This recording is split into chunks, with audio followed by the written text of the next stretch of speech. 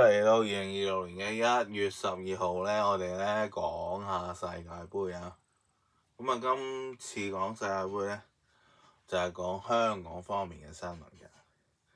你知啦，阿曾志偉唔做 TVB 啦，咁啊傳又話陳志雲翻嚟 TVB 啦。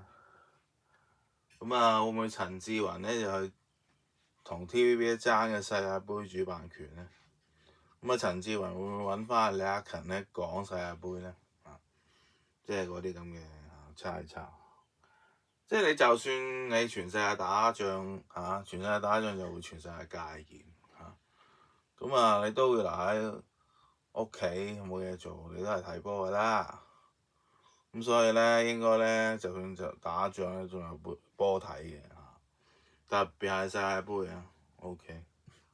所以咧就都緊張究竟邊個台咧會播世界盃嚟㗎？香港嗰邊OK。